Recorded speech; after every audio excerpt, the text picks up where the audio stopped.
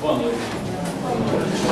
Quero agradecer o convite que você fez, estarmos aqui hoje, conversarmos um pouquinho.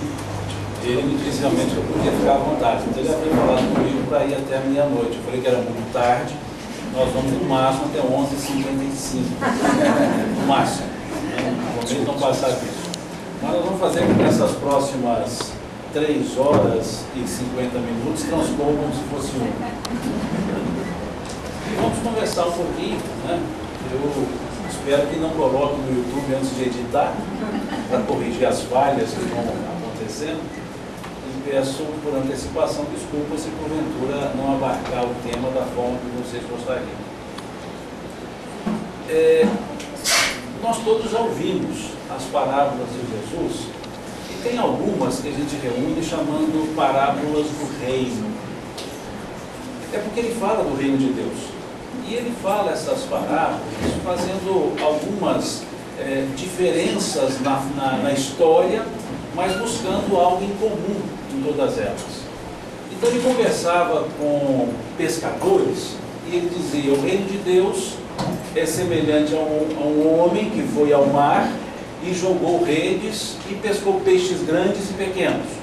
Voltando para a praia, separou os peixes, levando os grandes ao mercado e jogando fora os pequenos. Depois ele falava com agricultores. Ele dizia: o reino de Deus é semelhante a um homem que semeou o trigo e à noite, vindo o inimigo, semeou o joio. Quando começaram a crescer, viram que havia o joio crescendo com o trigo e disseram ao Senhor: vamos arrancar o joio.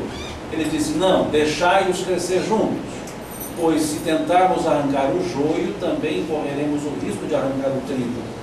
Quando da colheita, nós colheremos os dois, separaremos o joio do trigo, levaremos o joio à fornalha e guardaremos o trigo no celeiro. Ele conversava com comerciantes, e aí ele dizia: o reino de Deus é semelhante a um homem que encontrou um tesouro enterrado em um campo. Foi, vendeu tudo que tinha, pois sabia do valor daquele tesouro, e comprou o campo. Ainda aos comerciantes ele dizia: o reino de Deus é semelhante a um homem que encontrou uma pérola. Sabendo o valor dessa pérola, vendeu tudo que tinha e comprou aquela pérola. E ele falava com cozinheiras, donas de casa, e ele dizia: o reino de Deus é semelhante a um homem, a uma mulher, desculpe-me, que fez o pão e colocou o fermento. E o fermento cresceu e levedou toda a massa. Todas essas são as chamadas parábolas do reino. Todas elas ele fala do reino de Deus. E o que nós temos em comum nessas parábolas? Qual o ponto comum que nós temos que foi dito em todas elas? O que nós temos em comum? Vamos pensar. Peixe fica onde? Dentro da água. Pérola fica onde? Dentro da água. Uma ostra na água. A semente é colocada onde? Dentro da terra. O fermento ele age de fora para dentro ou de dentro para fora? De dentro para fora. Vejam, o que nós temos? O tesouro estava enterrado, obviamente, dentro da terra. Então, nessas parábolas todas, nós temos uma palavrinha que está em todas, dentro. Não é assim? Tudo isso está dentro de algo. Nada do reino de Deus está fora de alguma coisa dentro da parábola, está? Então, significa que quando se fala em reino de Deus, nos remete para qual tipo de pensamento? De buscas de coisas exteriores ou de busca de coisas interiores? É isso? Concorda? Então pensemos. De outra forma, Jesus não falando por parábola, ele diz: o reino de Deus está dentro de vós. Veja então, quando se fala de reino de Deus, se fala de interioridade, se fala de consciência. Não é isso? E o que está escrito lá na questão 621 do Livro dos Espíritos? Onde está escrita a lei de Deus? É a pergunta. Qual foi a resposta que os Espíritos deram? Na nossa consciência. Na consciência. Não distanciaram em nada das parábolas de Jesus. Distanciaram? Não. Eles responderam na consciência. E essas parábolas todas nos levaram a uma ideia que o reino de Deus também está na nossa consciência. Quando falamos em reino de Deus, o que nos vem à mente? Algo agradável ou algo tumultuado? Algo sereno, agradável, não é isso? Se o reino de Deus é algo agradável, algo sereno, é aquilo que nós almejamos, e ele está dentro de nós, então, em tese, nós teríamos que ter um interior agradável, sereno. É isso? E nós somos assim? Eu diria que somos. Nós só não estamos assim. Vejamos o que nos fala a questão 614 do Livro dos Espíritos. O que se entende por lei natural? Em outras palavras, o que se entende por lei de Deus? Lembrando que a lei de Deus está escrita na nossa ciência. Então pergunta-se o que se entende por lei de Deus, o que se entende por lei natural. É a pergunta que abre o livro 3º dos Espíritos, que fala das leis morais. Qual foi a resposta que os Espíritos nos deram? O que se entende por lei natural? Eles responderam: é a lei de Deus. Ponto. Única, criada por Ele para a felicidade do homem. Ela, a lei natural, lhe indica o que deve ou não deve fazer. E o homem só é infeliz quando dela se afasta. Veja, a lei de Deus foi criada com qual finalidade? A felicidade do homem. Então nós só temos uma finalidade para a lei natural: a nossa felicidade. Se a lei natural, a lei de Deus, é para a nossa felicidade, e a lei de Deus está na nossa consciência, onde nós encontramos a felicidade? Vamos raciocinar de novo? Se a lei natural é para a felicidade do homem, a lei de Deus, e a lei de Deus está escrita na nossa consciência, onde então nós encontramos o estado de felicidade? Na nossa consciência. Significa que, se buscarmos a felicidade fora da nossa consciência, nós não a encontraremos. Se buscarmos a felicidade calçando-nos em outra pessoa, nós não a encontraremos.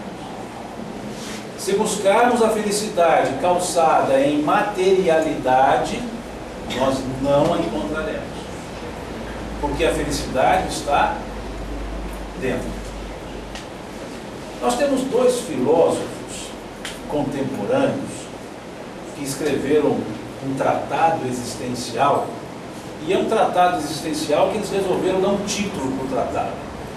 Eles chamaram esse tratado de Tocando em Frente.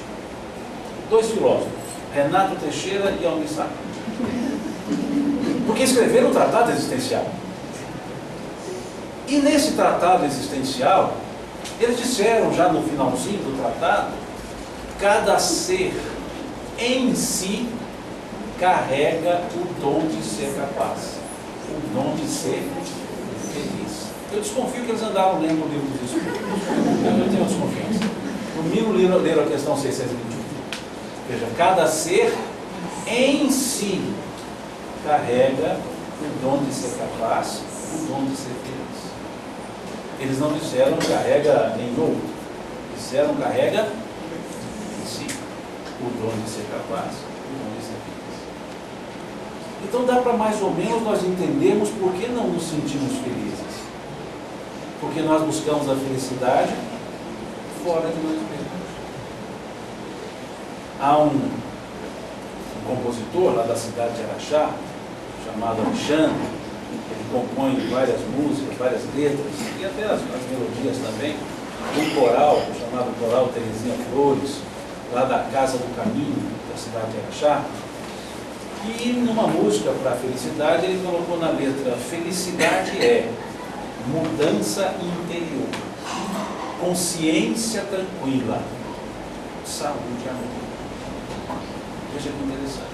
Consciência tranquila. Então é fácil a gente ser feliz, não é? É só estarmos com a consciência tranquila. E o que mais nós temos é isso, não é? O que mais nós temos é consciência tranquila, não é assim? Ninguém fica apreensivo por nada, ninguém faz nada que se arrependa depois, não é assim? Ninguém carrega um peso de consciência. Então é fácil entender por que nós somos felizes, porque nós temos a consciência tranquila. Talvez, por que não temos a consciência tranquila?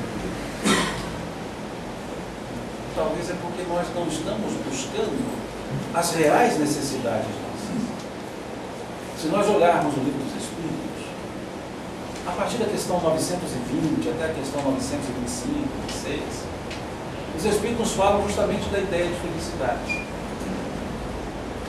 Eles nos falam que a felicidade, ela é algo que nós almejamos. Eles falam que a felicidade, na sua plenitude, ela não é possível somente na Terra, em função do estágio que nos encontramos. E aí é perguntado a eles se a felicidade de um, muitas vezes, significa a infelicidade do outro. O que para um é algo, é um motivo de alegria, muitas vezes para outro é um motivo de tristeza. E eles perguntaram se há uma medida comum que sirva para todo mundo, para a ideia de felicidade. E então os Espíritos responderam com duas formas. Disseram: para a vida material é a posse do necessário. Para a vida espiritual é a consciência da vida. Então eles nos deram duas dimensões para a ideia de felicidade. Uma dimensão material e uma dimensão espiritual. Da dimensão material, disseram que a felicidade seria a posse do necessário. E aí nos leva a pensar. Primeiro, a ideia de posse. Posse não é sinônimo de propriedade. Posse é sinônimo de ocupação, de estar no momento. E não é posse pura e simples, é posse do necessário. E necessário, ou melhor dizendo, necessidade é diferente de desejo, não é? Ou são as mesmas coisas? Necessidade é aquilo que eu preciso. Desejo é aquilo que eu quero. Certa vez, olha que faz muito tempo, perguntaram a Platão sobre isso, para que ele diferenciasse desejo de necessidade. E ele disse: durma por um mês no chão e passe a pão e água. Qualquer coisa além disso é desejo. Eu preciso comer, o que é desejo. Eu preciso dormir, onde é desejo. E um outro filósofo, muito conhecido pelas crianças, ele é mais não conhecido pelo seu nome, mas mais conhecido pelo seu apelido, Balu, que é o urso do filme Mogli. Ele, quando foi apresentado ao Mogli, melhor dizendo, ele recolheu o Mogli, ele ensinou ao Mogli uma coisa fundamental para a vida dele. Ele ensinou ao Mogli cantando, que eu não vou fazer, obviamente, eu vou explicar a vocês. Ele disse assim, para ensinar a vida para Mogli: necessário, somente o necessário. O extraordinário é demais, por isso eu vivo e uso o necessário. Então essa era a tônica de vida dele. Viver segundo o necessário. Eu creio que o Balu deve ter lido os evangelhos. Porque Jesus disse isso no encontro que ele teve com duas irmãs, Marta e Maria.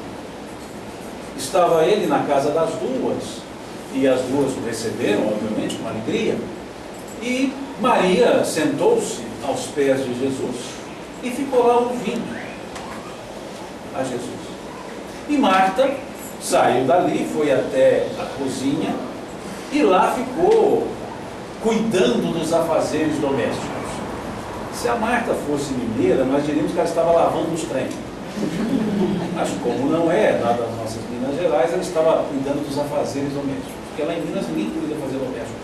Lava os trens. E é trem, não tem plural não. Um trem com plural não é um trem mineiro. Então é o trem, os trem. Porque a gente é um pouco econômico, né? Para quem botar esse, todo mundo entende.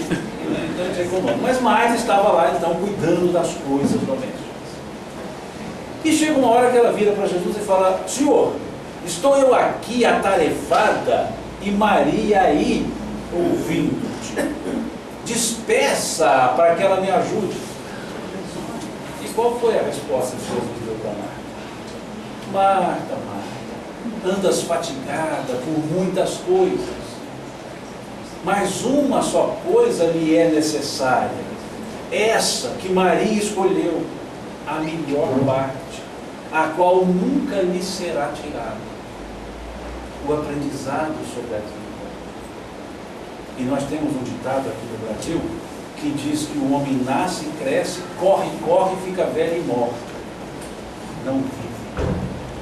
Passa a vida correndo. Correndo atrás de quê? De desejos. O desejo, ele muitas vezes nos tira do eixo. Ficamos à cata de coisas que não precisamos. E esquecemos as que precisamos. Na passagem, Jesus dizia que Marta precisava de uma coisa e ela não buscava o que ela precisava. Ela precisava serenidade. Ela precisava ouvir. Ela precisava aprender sobre a vida. E não só viver de forma trabalhada. Viver correndo. Correndo atrás de Deus. Talvez aqui vocês não vejam essa cena, já com uma cidade maior, mas nas nossas lá, pequenas, nós temos uma cena muito bucólica, que é cachorro correndo atrás de carro. Passa o carro correndo, o cachorro sai cachorristicamente, né? Correndo atrás daquele carro. E o carro para. O que o cachorro faz? Para também. Veja que interessante. O carro corre, o cachorro corre. O carro para, o cachorro para. Era hora de ele abocanhar o carro, não é? Mas não. Por quê? O cachorro não seguia o carro. O cachorro seguia o movimento. Mas não o carro.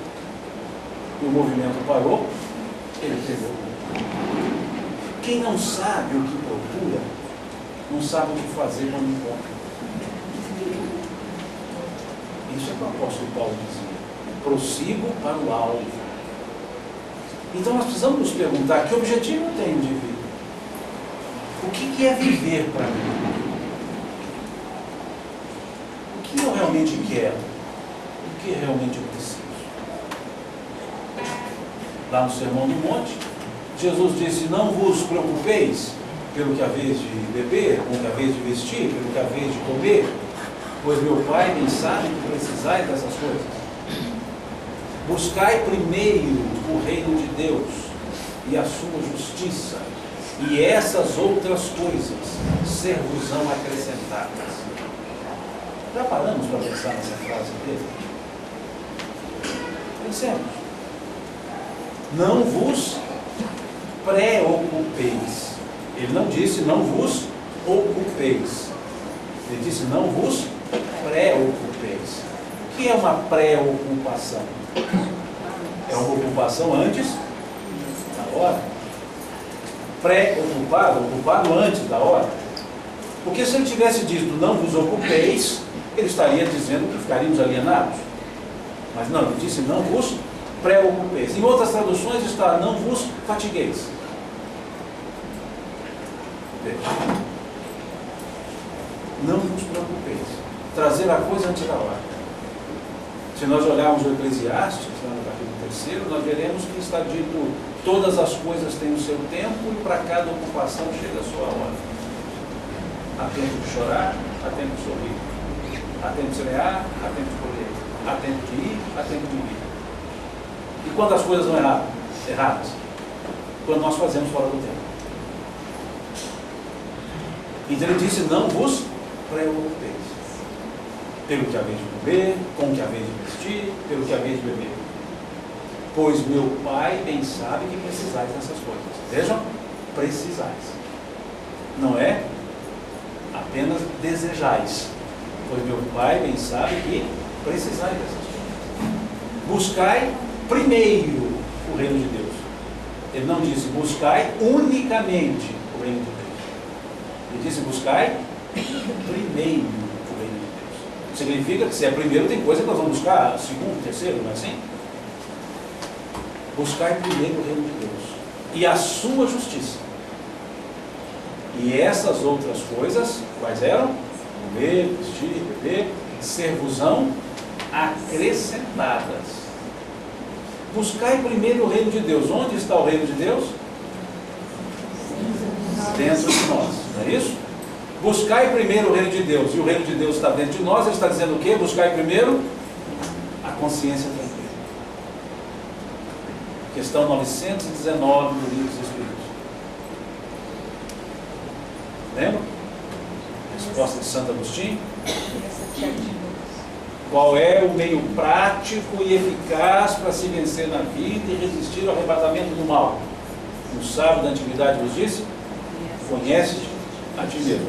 E como eu conheço a mim mesmo, senão com análise de consciência?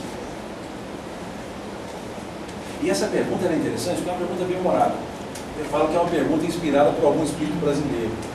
Porque é a lei do menor esforço com maior resultado. Pensemos, qual é o meio prático? O que é prático? Direto. Tranquilo, fácil, Eficaz. sem muita história, simples, não é isso? Prático. E eficaz. O que é eficaz? Que surta resultado. Então eu quero uma coisa simples de fazer, mas que dê resultado certo. Lei do menor esforço com maior resultado. Deixa se não inspira alguma coisa assim, nossa.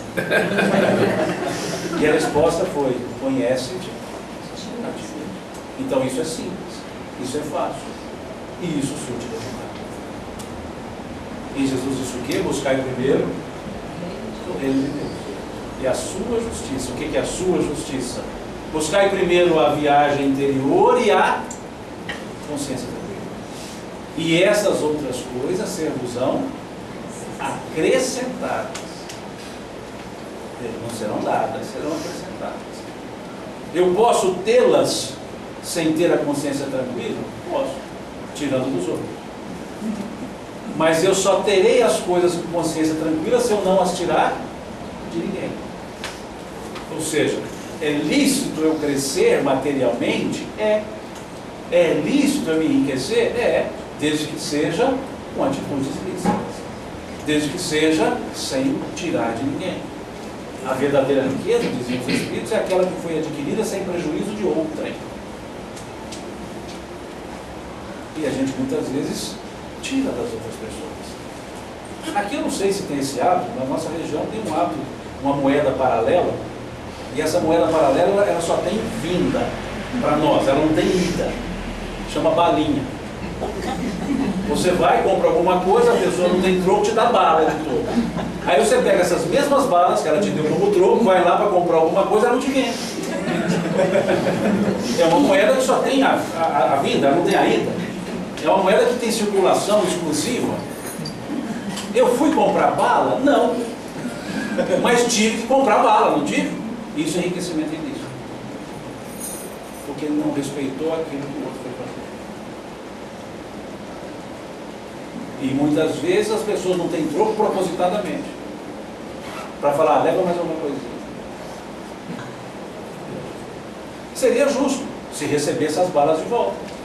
Pelo preço de venda. Não pelo preço de custo. Porque assim que nos passaram, pelo preço de venda. Então perceberam o que é o acréscimo dos bens com a consciência tranquila? Posso ganhar? Posso, desde que não tire do outro. E o tirar do outro, muitas vezes, é fazer com que ele compre aquilo que ele não quis comprar. com propagandas enganonas, que a gente chama do dolo bônus, né? Quer dizer, você engana, mas é para a força de expressão, ou seja, esse é o melhor carro do mundo, esse é a melhor coisa do mundo. E não é, mas a gente fala que é, outro acredita, etc. Isso é enriquecimento, mas não é aquele que Jesus havia falado. Ele quer que seja com consciência tranquila. E quando eu tenho a consciência tranquila? Quando eu não estou lesando ninguém. Correto? Não estou falando que isso é um absurdo, mas para perceberem que as falas de Jesus não são fora de época. E elas nos levaram à ideia convergente de que eu me sentirei feliz estando com a consciência e eu terei uma vida mais equilibrada, resistindo ao arrebatamento do mal, se eu me autoconhecer. E eu me autoconheço pela análise de consciência. Então percebamos que, na questão 614, que fala que a lei de Deus é para a felicidade e ela está na nossa consciência, falar de felicidade é falar de consciência. Tudo que existe no mundo, na vida, no mundo, somente acaba porque existe algo contrário que aparece. Por que que aqui está claro?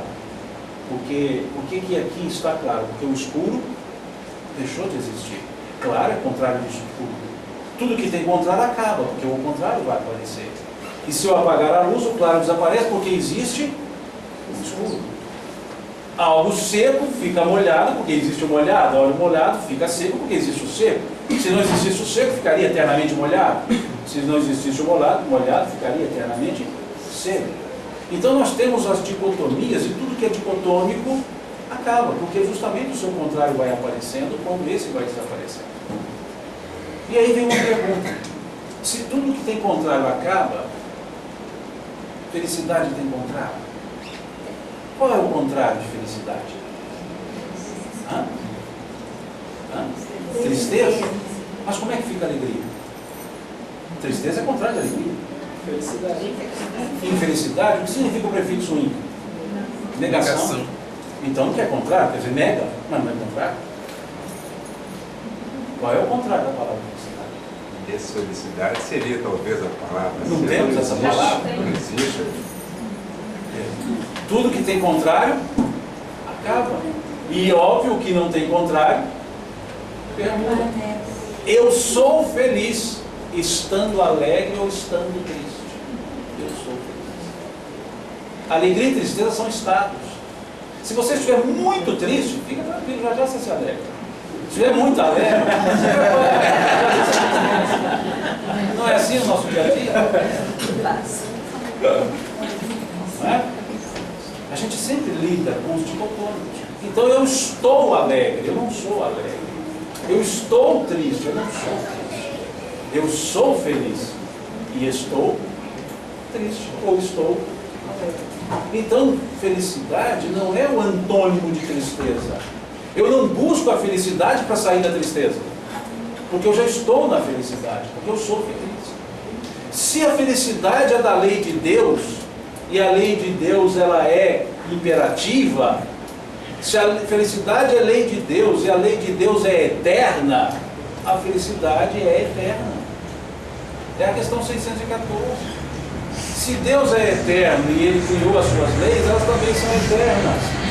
E se a felicidade é o motivo da lei de Deus, então a felicidade é eterna. Então não pode ter contrário, ela não pode acabar. Perceberam? E vida? Qual é o contrário de vida? Morte. Como é que fica nascimento? Morte é o contrário de nascimento. Nascer, morrer. Morrer, nascer. E vida não tem nem em vida. Nem como negá-la. Nem desvida. Nem desvida. Veja. Vida não tem contrário também. Então vida não acaba. Eu sou vivo estando nascido ou estando morto. Eu sou vivo. Se vida não tem contrário e felicidade não tem contrário, a felicidade é a própria tônica da vida. são as duas coisas que sempre estão convivendo. A felicidade faz parte da vida e a vida faz parte da felicidade. O que nós temos é tristeza, em função das nossas escolhas. Perceberam? Então nós somos seres felizes. Tristes algumas vezes, alegres outras vezes, mas sempre somos felizes. Mas muitas vezes, em função dos desejos, eu acabo deixando a felicidade por lado. E começo a confundir o material desejável ou o material necessitado. Nós necessitamos da encarnação. É a questão 132 do Livro dos Espíritos. Qual a finalidade da encarnação dos Espíritos? Eles não perguntaram qual a finalidade da reencarnação. Essa é a 167. A 132 perguntas qual é a finalidade da encarnação. Não é a quantidade de vezes. É o ato de encarnar. E essa pergunta é lógica. Se nós somos criados espíritos, no mundo espiritual, para vivermos evoluidamente como espíritos no mundo espiritual, para que eu tenho que vir para o mundo material? Então? O desvio de rota é esse. Se a minha essência é espiritual, por que eu tenho que ficar na matéria? Essa é a lógica da verdade. Qual a finalidade da encarnação dos espíritos? E qual foi a resposta dada pelos espíritos? Deus vos impõe a encarnação com a finalidade de vos fazer progredir. Não é uma escolhazinha pura e simples. Deus vos impõe. Olha a força desse verbo. Impõe. Mas que coisa danada é essa? Então como é que fica o nosso livre-arbítrio? Deus impondo as coisas. E dizem que Deus nos deixa para nós escolhermos as coisas. Vamos pensar. Um pai, uma mãe, com um filho, uma filhinha, de 4 aninhos, acometida de uma doença, vai ao médico, o médico diagnostica, prescreve, e na prescrição ele dá uma injeçãozinha. Coisa leve, uma bezetacil. E a menininha ou menininho com 4 anos sabe como é que esse negócio funciona. E sabe que dói. E eles vão então para aplicar a injeção. E aí a menina está lá sentada, o rapaz vai aplicar a injeção, ou a moça lá vai aplicar a injeção, não sei o que fica fazendo isso na frente do outro, pega lá o embro e fica empurrando o embro para tirar o ar lá na vista da outra. E a criança e ela lá. E ela fala ao pai, eu não tomo esse negócio. O pai fala, toma. Não tomo, toma, não tomo, toma, ai, tomou. O pai impôs, a mãe impôs. Por quê? Porque era necessário. A criança não entendia o benefício daquela dor.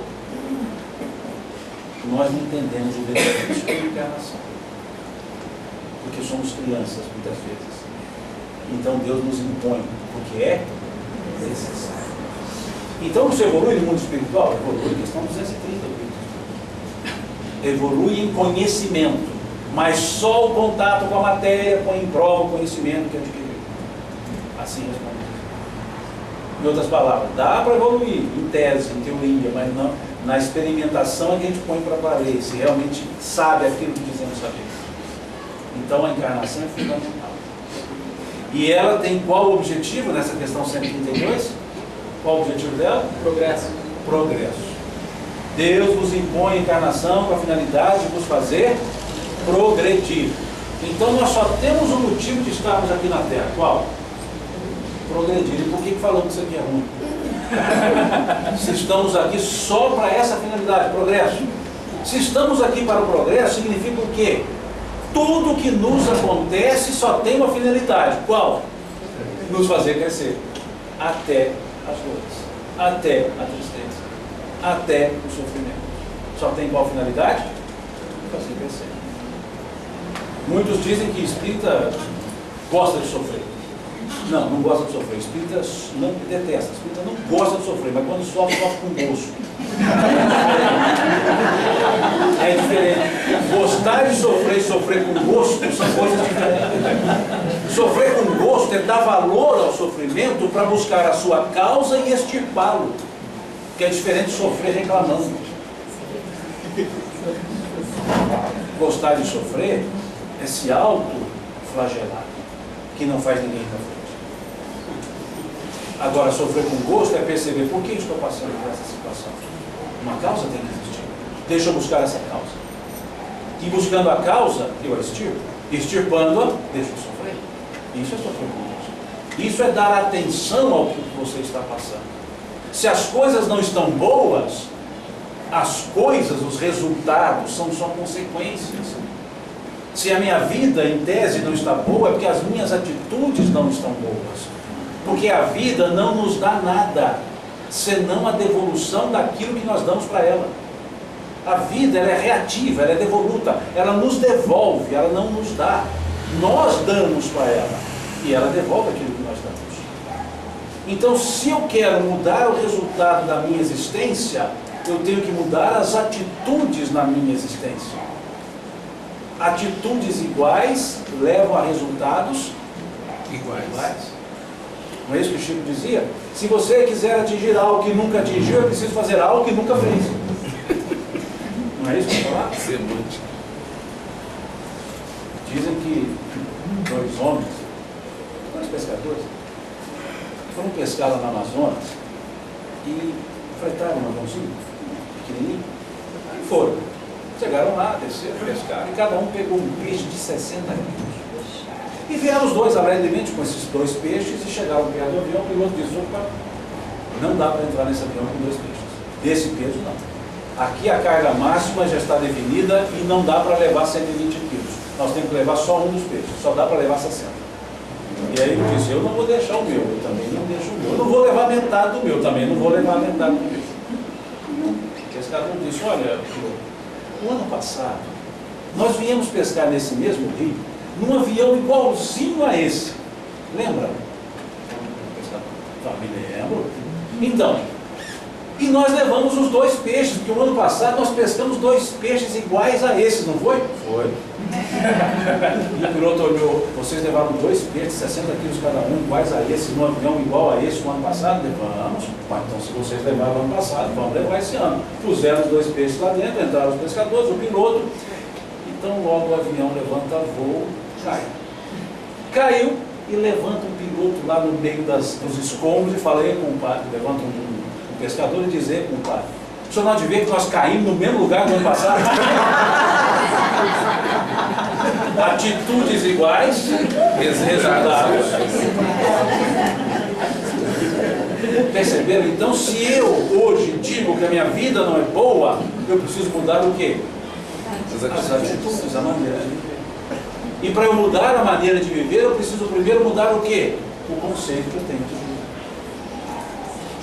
E o primeiro conceito que eu preciso ter é que vida não acaba. Porque nós confundimos vida com encarnação. Vida não é sinônimo de encarnação. Eu não tenho mais de uma vida. Eu só tenho uma vida. O que eu tenho são N encarnações. Porque a encarnação faz parte da minha vida. Mas ela não é a minha vida. Porque eu sou imortal. Se eu sou imortal, eu não posso ter mais de uma vida. Porque eu acho que vida é o quê? Encarnação. E vida não é encarnação. Eu, desde que Deus me criou, simples e ignorante. E hoje eu só não estou simples, mas continuo ignorante. Mas veja, me criou simples e ignorante. Até agora, e há de infinito, é a mesma vida que eu tenho. O que acontece é que ora eu estou no mundo espiritual, ora eu estou no mundo material. Agora, isso é o trânsito da vida, mas não a vida. Então, eu não tenho mais de uma vida. Eu só tenho uma. E ela é imortal, ela não acaba. E quando eu passo a ter esse conceito, eu começo a perceber que encarnação tem começo, meio e fim. E vida não tem. Eu começo a perceber que isso aqui que eu vivo não é a minha vida, é uma parte dela. É uma etapa, mas não é toda a vida. E eu começo a perceber então que a ideia do nunca mais não é viável para nós. Ah, nunca mais eu vou ser feliz, nunca mais eu vou ser sim, porque eu sou imortal. Eu começo a perceber que os acontecimentos do dia a dia, eles são frutos do processo material de aprendizagem e não perdurarão. Eu começo a perceber que os laços afetivos que eu crio, ou os desafetos que eu crio, não começam no berço e terminam no túmulo, perduram. E se o desafeto perdura, então eu vou querer que seja um afeto e não um desafeto. Então, mudando o conceito sobre vida, eu mudo a forma de viver. Isso é que Kardec falou no capítulo 3º do livro A Gênese, que a imortalidade da alma é o poder moralizador da doutrina espírita. E por que é moralizador? Porque eu percebo que as coisas não ficam acabadas com a morte. Elas continuam. Porque eu continuo. Basta olharmos o capítulo 7º do livro Céu e Inferno, Código Penal da Vida Futura. 33 artigos que tem esse Código Penal da Vida Futura. E o artigo 9º desse Código Penal vai nos falar isso. Vai dizer que a falta cometida será reparada, terá sua consequência, ele usa o termo punida, na encarnação ou noutras encarnações, pois as encarnações são solidárias, porque pertencem ao mesmo Espírito. Olha o que eles dizem lá. Por que as encarnações são solidárias? Porque elas pertencem ao mesmo Espírito. Óbvio que então encarnação não é sinônimo de vida. Elas são várias, mas dentro de uma vida só, o Espírito que eu sou. Um outro conceito que eu preciso mudar é esse conceito de Espírito. Porque Espírito não é algo que eu tenho. Espírito é quem eu sou. E a gente tem o hábito de colocar um pronome possessivo para nos referirmos a nós mesmos. Quando dizemos meu espírito, eu não tenho espírito, eu sou espírito, o que eu tenho é corpo, e muito. Veja, eu não tenho espírito, eu não tenho a minha alma, a minha não vai para lugar nenhum. Quem vai sou eu. Ah, quando desencarnar minha alma vai para... Minha alma não vai não, quem vai sou eu. E se for a minha alma, o que eu sou? Então nada. Se o que vai é meu, então o meu é que sou eu. Perceberam? Então o primeiro conceito é esse, eu não tenho espírito, eu sou espírito. E se eu sou espírito, eu preciso cuidar do espírito. Ou seja, cuidar de mim mesmo. Um espírito que na linguagem gênica, o versículo 26 do capítulo 1º do livro Gênesis bíblico, criado à imagem e semelhança de Deus, não está escrito assim lá? E Deus criou o homem, homem e mulher os criou, a sua imagem os criou, a semelhança de Deus os criou. Bom, mas isso é o Gênesis bíblico é parábola. É uma parábola. Mas vamos olhar então fora de uma parábola. Questão número 1 do livro dos Espíritos. Qual é a questão? Essa todo mundo sabe. Quem é Deus? Que é Deus? Que é Deus? Qual foi a resposta? Deus é inteligência suprema, causa primária de todas as coisas. Inteligência suprema do universo, causa primária de todas as coisas, causa causal. Inteligência primária suprema. Não foi isso que disseram? Responderam inteligência única do universo? Foi isso que está escrito lá? Deus é a inteligência única do universo? Não. Deus é a inteligência suprema. O que é algo supremo? Está acima das outras. Está acima de outras coisas. Então significa que não é inteligência única, é inteligência suprema. Então existem outras inteligências. Pela própria resposta já entendemos que não existe uma única inteligência. É a inteligência suprema. Então, porque existem as inteligências que foram supremadas. Questão 76 do Livro dos Espíritos, que nos fala lá. Que definição pode se dar dos espíritos? Qual foi a resposta? São seres inteligentes da criação. Povoam o universo dentro e fora da matéria. Não é assim? São seres inteligentes. Deus é a inteligência suprema. Qual palavrinha está se assemelhando ali? Então somos ou não a imagem e semelhança de Deus? Isso não é Gênesis bíblico. Isso é a resposta dada pelos Espíritos. Mas tem um detalhe. Na questão número 1, inteligência está substantivada. É um substantivo. Deus é a inteligência. Quando falou de nós mesmos, os Espíritos, a ideia de inteligência está adjetivada. são seres inteligentes. Em nós a inteligência é adjetivo. Em Deus ela é a essência. Em Deus a inteligência é a perfeição. Em nós é a perfectibilidade. O que é perfectibilidade? Capacidade de se aperfeiçoar. Então nós somos seres perfectíveis. Porque trazemos a própria essência da divindade. Deus é a inteligência, a perfeição. Nós somos inteligentes, adjetivo. Então nós temos a qualidade divina. Perceberam? Mas não somos a divindade. Então somos uma imagem e semelhança de Deus. E não é Gênesis bíblico. Não é simbolismo. Porque aquele que cria faz na criatura a sua essência. Mas sim, usamos até de metonímias muitas vezes para nos referirmos a obras. Hoje, por exemplo, eu li Aloísio. Não pode ser, você já leu Aloísio? Já, hoje eu li, Terapêutica do Perdão. Um livro do Aloísio. Mas por metonímia eu substituo o autor pela obra. Em vez de dizer, li a obra de Machado de Assis, eu digo, li Machado de Assis. Metonímia. Então, não é simplesmente uma parábola. É um simbolismo metonímico que faz com que todos nós, os espíritos criados por Deus, tragamos a própria ideia do Criador, a própria essência do Criador. Por isso é que no capítulo 10 do Evangelho de João, Jesus pergunta aos discípulos: acaso não está escrito, sois deuses? Porque Jesus não disse, vós sois Deus, como muitos falam, não disse isso. Ele perguntou, isso está lá no Salmo. Ele diz, acaso o salmista não disse, sois deuses? Ele faz uma pergunta afirmativa, na verdade.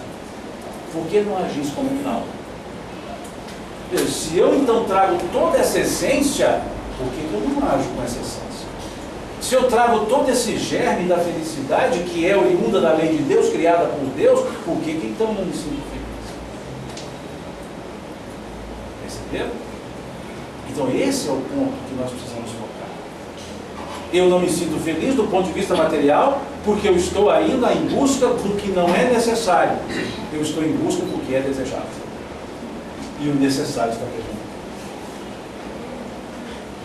Quantas pessoas, hoje conversávamos mais ou menos sobre isso, conversa rapidinho, uns 10 minutinhos, uns 6 minutinhos, conversávamos sobre crianças nossas, da nossa casa, do jardim, nossos filhos que andam pela casa e marcam o território, né? Deixam um pouco de roupa em cada lugar que passa, vão tirando a roupa, a prestação, né? Joga a meia aqui, a outra meia lá, a camiseta do outro lado, brincam na casa toda, fica brinquedo espalhado para todo lado.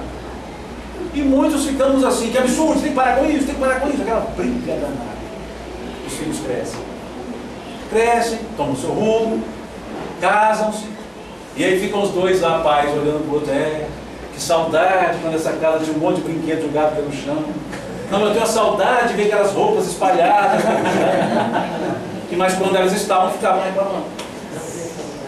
No desejo, esqueceram da necessidade, que era viver o momento, que era aproveitar o momento, na presença deles, para que eu não tivesse saudade, porque saudade é sentimento de querer fazer de novo aquilo que não foi bem feito e não pode ser mais feito.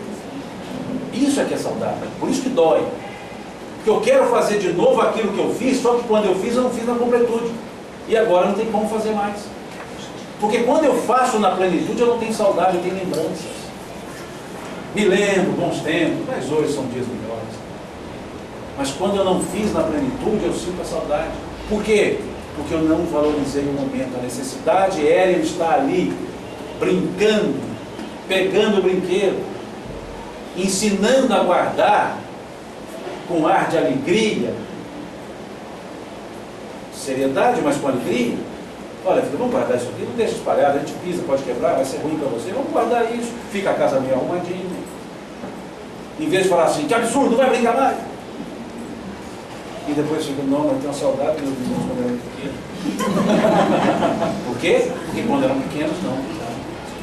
Da forma deles pequenos. Quantos pais que os meninos estão no banco de trás do carro, comendo salgadinho, e aqui no carro inteiro come, cai pedaço para todo lado, e está lá o pai dirigindo e brincando com os filhos, para com isso, vai ser. Aí depois os filhos se calam, está lá o pai e a mãe dirigindo e fala, não, eu fico olhando o retrovisor aqui, dá uma saudade de ver aquele menino lá. Mas quando estavam lá no fundo, estavam reclamando de jogar salgadinho. Por que não falar assim, não, que beleza, né? Depois a gente limpa. Mas não. Em nome da educação, nós ficamos severos, em vez de ficarmos educadores. E aí perdemos a oportunidade e depois ficamos tristes, porque eles foram embora. Veja, porque ficamos no desejável, não no necessário. Quantas pessoas reclamam do trabalho? Começa o primeiro dia do emprego, o primeiro emprego da vida, no primeiro dia de emprego, melhor dizendo, o primeiro emprego da encarnação, no primeiro dia, a pessoa já pergunta assim, nó, 35 anos para eu me aposentar. E trabalha reclamando os 35 anos. Se aposenta. Mas que beleza. 6 meses depois, está depressivo. E não é por causa do dinheiro.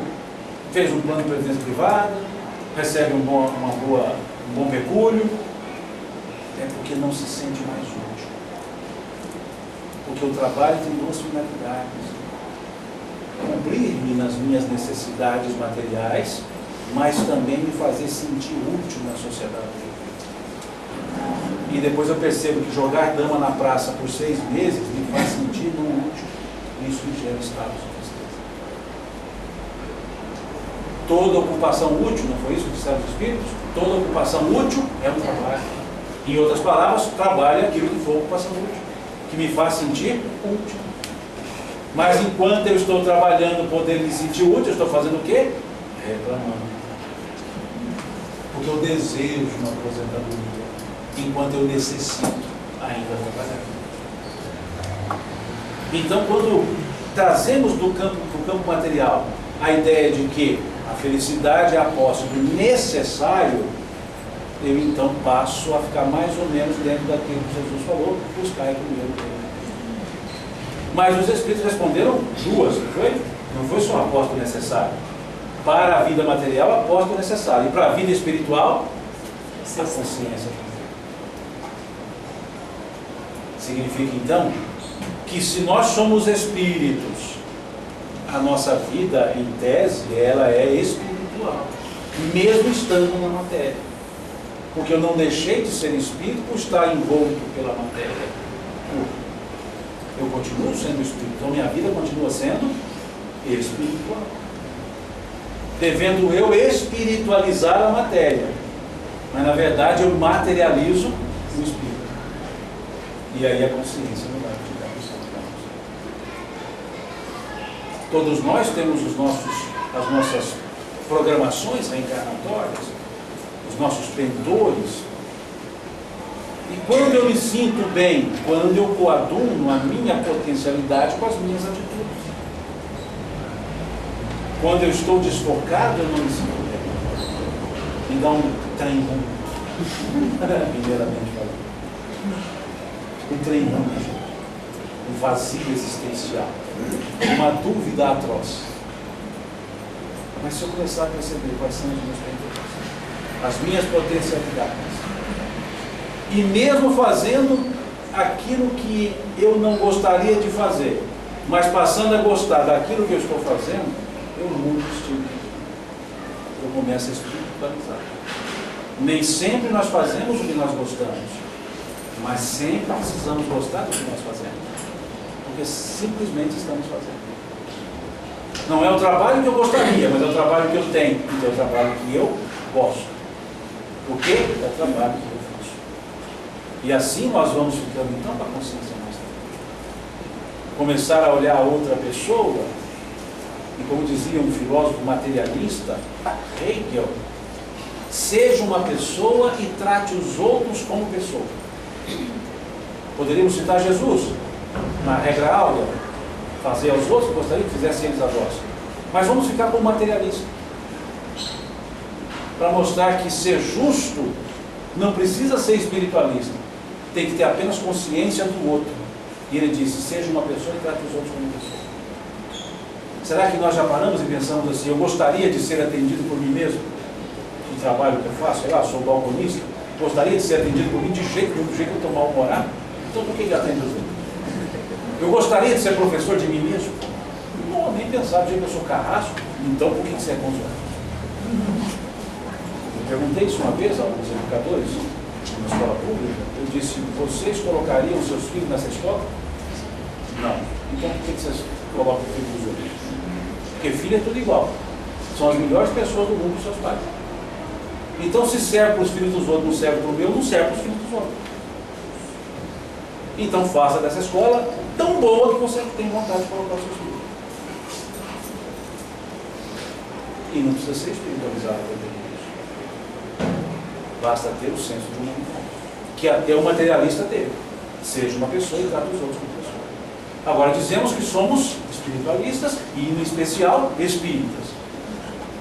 Somos um espírito e não tratamos os outros como se fosse. Somos uma pessoa e não tratamos os outros como se fosse. Isso dá um estado de consciência indicando que algo está errado. E aí eu não consigo a felicidade com ele, que é justamente a coordenação do material com o espiritual. Ficamos sempre incompletos. E ficaríamos completos se tivéssemos consciência. Voltando à letra da música, tocando em frente, que eu chamei de tratado existencial, por quê? O que eles dizem ali? Ando devagar porque eu já tive pressa. Eles explicam por que eles estão andando devagar. Eles não estão andando devagar apenas porque andam devagar. Ando devagar porque eu já tive pressa. Em outras palavras, já corri tanto, não resolveu nada, deixa eu mudar a atitude. Se eu continuar correndo, eu continuo não conseguindo nada. Então, se eu corri e nada consegui, eu vou agora andar devagar. Então, o que eles fizeram? Renovação da atitude. E leve esse sorriso, porque eu já chorei demais. Por que eu vou sorrir? Porque eu já lamentei tanto, já reclamei tanto e nada resolveu, então deixa eu mudar o jeito de fazer.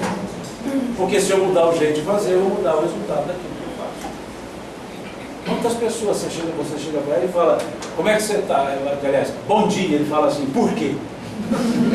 Como é que você está? Senta que eu vou te contar. E conta. E olha que conta. E fala assim, não, estou ruim, estou. Eu chamo essas pessoas de pessoas muquerelas. O que é muquerela? Murmúrio, queixa, reclamação e lamentação, tudo junto. Muquerela. Primeira sílaba de cada um. Murmúrio, queixa, reclamação e lamentação. Muquerela. Resolve alguma coisa?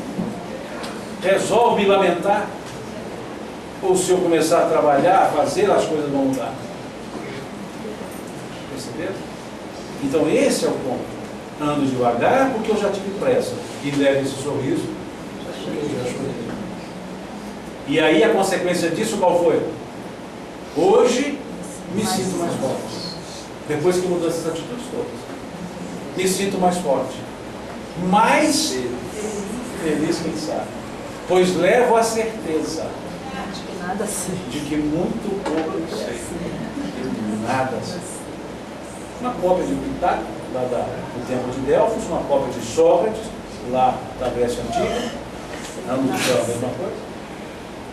Pitágoras antes de Sócrates. Isso é a mesma coisa. Qual certeza que eu tenho? Que eu nada sei? Não. A certeza que eu tenho é que eu muito posso aprender. Porque se eu nada sei é porque eu muito posso aprender. E a pessoa que está disposta a aprender, ela não está negando crescer. Somos criados simples e ignorantes. Ou seja, o que é ignorante? Ignorando as coisas, não sabendo das coisas. Mas pelo germe de Deus que trazemos, ou seja, a perfectibilidade, nós aprendemos e podemos crescer. Então eu levo uma certeza. que eu posso crescer, porque eu posso aprender.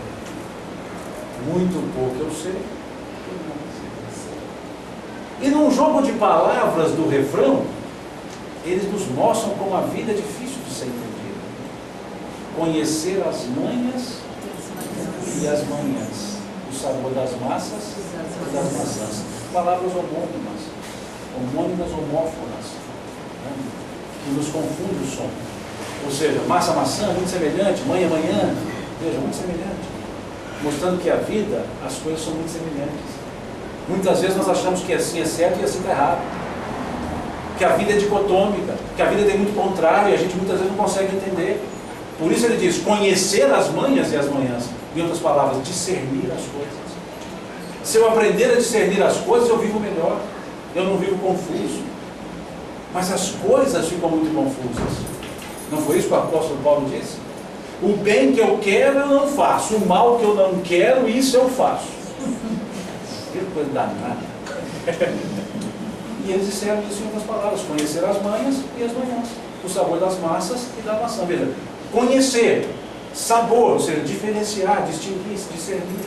Então, se nós aprendemos a discernir bem do mal, certo do errado, nós viveremos bem.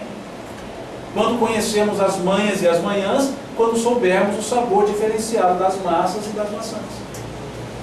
Veja, não é só um refrãozinho jogando palavras. É um ensinamento existencial, dizendo, olha, se você sabe pouco, você aprende. Se aprender, você sabe discernir. Então vive melhor. Veja que interessante. Não é um tratado existencial? Não é só uma musiquinha para a gente cantar. É um tratado de história. O que mais que essa música nos fala logo em seguida? É preciso paz para poder É preciso amor para poder pulsar. É preciso paz para poder sorrir. É preciso a chuva para fluir. Veja, é preciso amor para pulsar. A vida só pulsa se for uma vida vivida amorosamente. O coração não é o símbolo do sentimento do amor? O coração não pulsa, o amor pulsa. O pulsar de Deus é a amorosidade. Se não amamos, se não entendemos o sentimento do amor, como que nós vamos pulsar?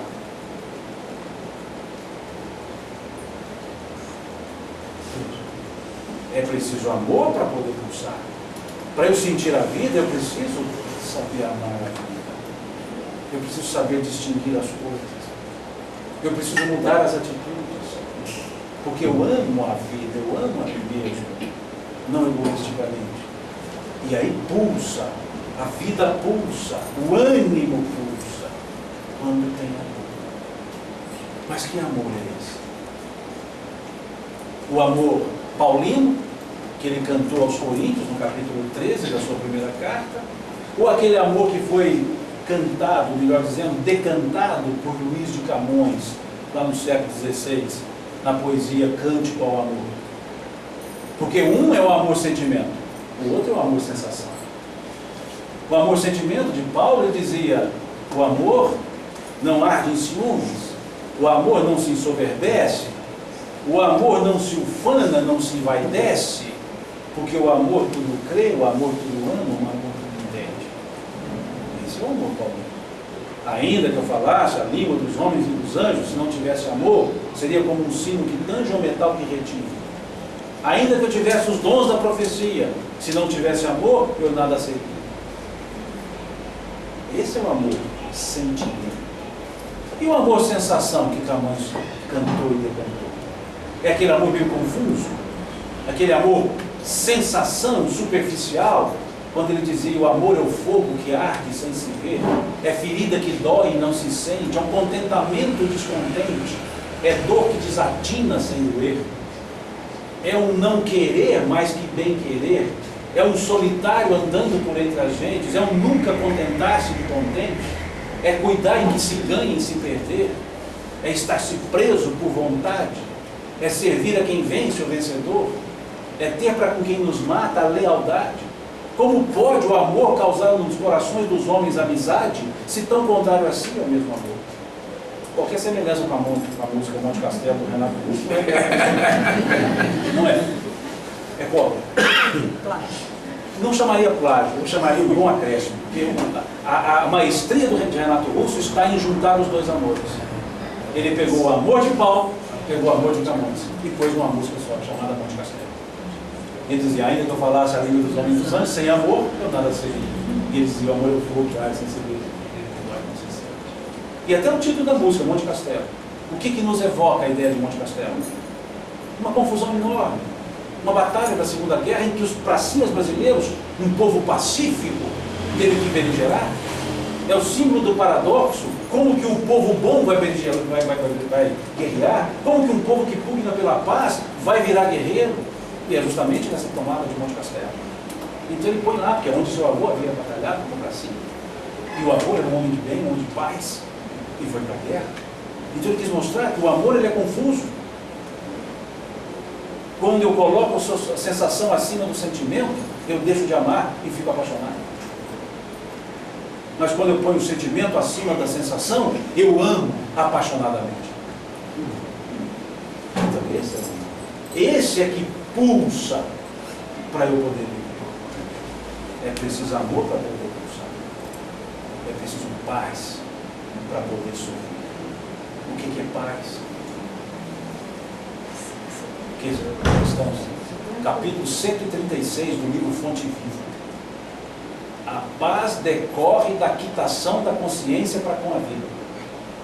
Veja a resposta, veja o que o nome nos fala. A paz decorre da quitação da consciência para com a vida. Ou seja, uma pessoa que está em paz está com a consciência quite com a vida. Significa que paz não é exterior, paz é interior. É preciso um interior sereno para poder sorrir. É preciso paz para poder sorrir. Porque senão não é sorriso, é apenas movimento facial. Diferentemente daquela outra. Gente, não fica escutando música demais não, tá? Não. Mas tem uma outra música, outra letra de música, que diz assim: todo dia ela faz tudo sempre igual, e me acorda às 6 horas da manhã, e me vem com um sorriso pontual, e me beija com a boca de hortelã. Veja, sorriso pontual, que negócio é esse? Sorriso nunca é pontual, sorriso é de hora marcada, sorriso é de dentro para fora. Por isso é que a vida é rotineira, porque a gente faz as coisas sem sentimentos. E o sorriso, ele é fruto da paz. Então ele não é pontual, é quando eu estiver bem, e aí o sorriso sai. É preciso paz para poder sorrir. E é preciso a chuva, a florinha, para mostrar que, sem o esforço, nós não teremos vitórias. As coisas não nos chegam, nós é que chegamos até elas. A vida não me chega, eu chego até ela. A vida não me faz, eu faço a vida. Se eu não assim entender, eu vou ser um joguete da vida e viverei triste. Nada contra a letra dessa outra música. Nada contra. Mas é um pouco diferente para a gente pensar. Tem uma letra que diz: deixa a vida me levar, vida leva eu. Melhor se eu cantasse: vida, deixe-me levá-la, vida levo-a eu. Porque sou eu que tenho que levar a vida e não a vida me levar. Diferentemente da outra letra, somos nós que fazemos a vida como der, puder ou vier, sempre desejada, por mais que esteja errada. Então essa é a tônica da vida. A chuva para florir, o esforço, a vontade de viver, a vontade de agir. As lágrimas, bem choradas, as lágrimas bem entendidas, como uma forma de se fortalecer para tirar os motivos das lágrimas. Porque em grande maioria de vezes, nossas lágrimas são frutos dos nossos desejos não atendidos. Muitas vezes, como li num livro muito bom chamado Terapeuta do Perdão, muitas vezes as mágoas nos levam ao sofrimento porque somos egoístas. Mágoa é um veneno que eu tomo e quero que o outro morra. A mágoa só faz mal para mim, porque a mágoa é a minha atitude de não compreensão da atitude do outro. A mágoa é o exercício egoístico. O verbo magoar não deveria ser conjugado na forma que conjugamos. Ele deveria ser um verbo chamado reflexivo, pronominal. O que é isso? Eu me magoo. Tu te magoas. Ele se magoa. E não ele me magoa. Porque ninguém me magoa a não ser eu mesmo. Eu me magoo em função da atitude da outra pessoa. E enquanto eu assim fizer, eu mantenho a tristeza. Diz André Luiz, no livro dos Domínios da Mediunidade, conservar a mágoa é permanecer na sombra. E aí é que surge a atitude do perdão, é quando eu venço a mágoa. Porque aí eu compreendo o outro, discordando da atitude dele. Mas eu egoisticamente e orgulhosamente eu falo, ele me magoou. Quer dizer, a culpa é dele, não é minha. E, aliás, transferência de responsabilidade é o que mais nós fazemos. Desde o mito de Adão, lá do Adão e Eva, o mito, até hoje nós fazemos isso. Quando Deus chamou Adão e Eva, disse Adão, chamou só Adão. Adão! E aí aparece o Adão e a Eva cobertos com uma folha de figueira. Todos sem braços. Onde estavas que te procuravam? Como se Deus não soubesse. Aí eles disseram, estávamos escondidos. Escondidos por quê? Porque estávamos nus. Mas quem disse a vocês que vocês estavam nus? Ele falou. E a resposta já foi dada por Deus. Comeste do fruto que eu proibi. Aí Adão faz o quê? A mulher que tu me deste. Me fez comer. Essa fascina. Ela me fez comer. E aí Deus dá uma olhada para ela, ela fala o quê? A serpente me dá. A serpente me dá. Coitada da serpente, não tinha para quem jogar bola. Aspejarás com o ventre na terra. Transferência de responsabilidade. Nós precisamos assumir as nossas responsabilidades. Porque aí nós veremos que as dificuldades são mais facilmente transponíveis quando nós assumimos a responsabilidade por elas e a vontade de vencê-las. Por isso a chuva está fluindo. Todo mundo ama um dia, todo mundo chora. Um dia a gente chega, o outro vai embora. O que é que isso significa? A impermanência da vida. Dona Joana de Ângeles, no livro Plenitude, ela fala, tudo no mundo é impermanente, a única coisa permanente é a impermanência. Tudo muda, a única coisa que não muda é que tudo muda. E a gente quer estabilidade no mundo que é instável. Nós queremos a certeza num mar de dúvidas, porque tudo é impermanente. Por isso a ideia de posse, que nós falamos no início. Eu não sou dono, eu sou posseiro. Eu não sou dono de nada que está comigo. Eu sou apenas, na verdade, eu sou até fiel depositário disso, e não só usufrutuário. Porque eu tenho que prestar conta de tudo isso. Quando Jesus falou do atendimento, do dar as coisas, né, genericamente esmola, ele disse, dai antes esmola daquilo que tiveres. E Emmanuel, no capítulo 60 do livro Fonte Viva, ele vai dizer, dar o que tem é diferente de dar o que detém. Por isso ele disse, dai antes do que tiverdes, e não do que detiverdes. O que eu detenho? É aquilo que fica quando eu volto. As posses, os bens materiais, as coisas, não são minhas, estão comigo. Porque elas ficam e eu volto, sem elas. E o que eu tenho? É aquilo que volta comigo. Minha palavra, meu tempo, meu ouvido, minha atenção. Dai antes do que tiverdes. E a gente fica vivendo buscando o quê? A materialidade, que é esse. Então, por isso, um dia a gente chega, o outro vai embora. Mostrando que a vida não é uma certeza. O viver é fruto das nossas escolhas. E se eu escolho diferente, no meio do caminho, as coisas todas vão mudar. Depois, o que mais ele diz? Cada um de nós acompanha a própria escolha. Cada ser em si. Para ele ser capaz de ser feliz. Depois ele diz, penso que cumprir a vida seja simplesmente compreender a marcha. e ir dando em frente.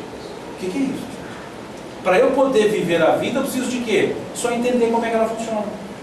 Como é que a vida funciona? Nascer, morrer, renascer ainda, progredir sempre, tal é a lei. Opa, já aprendi. Se eu entendi como é que a vida funciona, eu só tenho que vivê-la. Compreender a marcha. O que é compreender a marcha? O ritmo. Você não estabelece a marcha no trote dos animais? Você não estabelece a marcha no carro? Uma subida, você não põe uma marcha de torque? Uma reta, você não põe uma marcha longévora? Você não sobe um morro com a quinta marcha e nem anda com alta velocidade da primeira marcha. Cada uma é usada para um ritmo, para um momento. Saber a hora de trocar. Eu sei a hora de trocar quando eu entendo a necessidade da troca. Então, penso que viver a vida ou cumprir a vida seja simplesmente compreender a vida, compreender a marcha e tocar em frente. E ir vivendo. Não existe nada melhor para entender a vida do que viver a vida. Por isso eles disseram, penso que viver a vida seja simplesmente compreender a marcha e tocar em frente. Como um velho boiadeiro, velho é o quê? Experiente, que levando a boiada, eu vou tocando os dias. Olha que troca ele faz nessas palavras. Boiada você não leva, boiada você toca. Vida você não toca, vida você leva. E no entanto ele diz, como um velho boiadeiro, que levando a boiada eu vou tocando os dias. Por quê? Se eu compreendo a dinâmica da vida, é tão simples viver que é só tocar. Mais fácil viver do que conduzir uma boiada. Por isso, levando uma boiada, para mostrar que é complexo. Tocando a vida, para mostrar que é simples. Por que é simples? Porque eu conheço a dinâmica da vida. Porque eu compreendi a marcha. Pela longa estrada eu vou, estrada eu sou. Olha o jogo de palavras de novo. Estrada eu vou, é uma estrada pela qual eu passo. Estrada eu sou, é uma estrada pela qual os outros passam. Significa o quê? Ora eu sou estrada, ora eu vou na estrada. Quando eu digo estrada eu vou, é o aprendiz. Quando eu digo estrada eu sou, é quem ensina. Porque eu sou uma pessoa que tenho que ensinar e tenho que aprender. Ora eu preciso ensinar, ora eu preciso aprender. Ora estrada eu sou, ora estrada eu vou. Veja se não é assim a vida. Compartilhar o que sabe e buscar o que não sabe. E aí que eles dizem também, cada ser em si, cada um de nós compõe a sua própria história. Cada um de nós é o artífice da sua própria vida.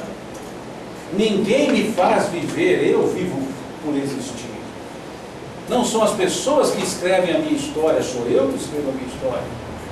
E assim entendendo, cada ser carrega então o dom de ser capaz.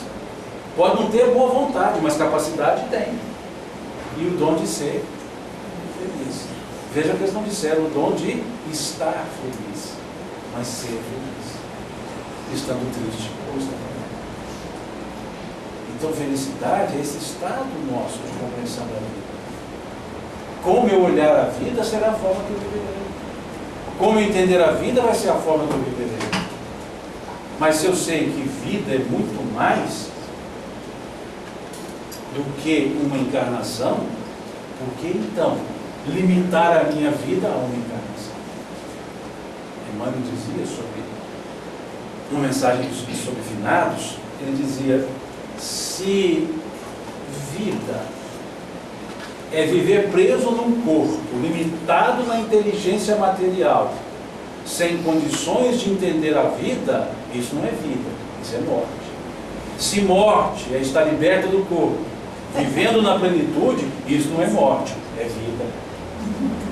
E então, enquanto os vivos mortos oram pelos mortos vivos, os mortos vivos olham pelos vivos mortos.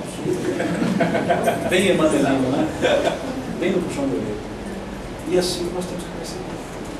Se eu olho a vida criando, nascendo num berço, terminando num túmulo, isso não é vida. Mas se eu percebo a vida olhando para mim, um ser interexistencial, aí eu entendo.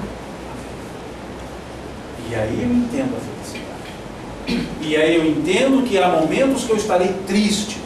E nesse momento eu preciso de ajuda. Mas eu entendo que há momentos que eu estarei alegre. E nesse momento eu ajudo. Mas eu sei também que estando alegre ou estando triste, eu sou feliz. Porque eu existo. porque eu estou encarnado no melhor momento da minha existência, que é esse. Passado é conhecido, mas é imutável. Futuro é desconhecido, mas é mutável pelo presente, pelo momento. Se eu não valorizo o momento, eu nunca entenderei a vida. Se eu não dou valor a cada momento que eu existo, que eu vivo, a cada pessoa com a qual eu convivo, a cada situação pela qual eu passo, eu nunca terei a experiência da vida. Eu terei vivência, mas não terei experiência. Se eu não valorizo os detalhes, eu não entendo o todo. Se eu não valorizo a parte, eu não entendo o todo. Uma letra de uma música. Do originais do samba. Não queria ser o mar, me bastava a fonte. Muito menos ser a rosa, simplesmente espinha.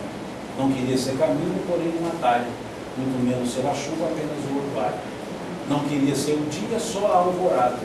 Muito menos ser o campo, me bastava o grão. Não queria ser a vida, porém um momento. Muito menos ser concerto, apenas a canção. Se eu não entendo as partes, eu não compreendo o momento.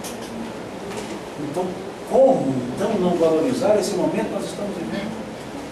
Por mais dificuldades que nós estejamos passando, é o melhor momento da nossa vida. Porque é ele que eu estou vivendo, nenhum mais.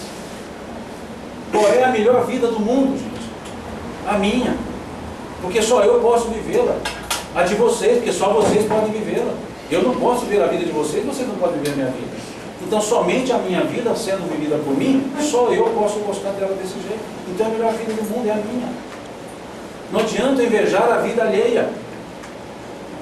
Não adianta eu querer viver a vida alheia. Vida boa é uma questão de perspectiva. Tenha uma clara perspectiva para a sua vida, que será a melhor vida do mundo.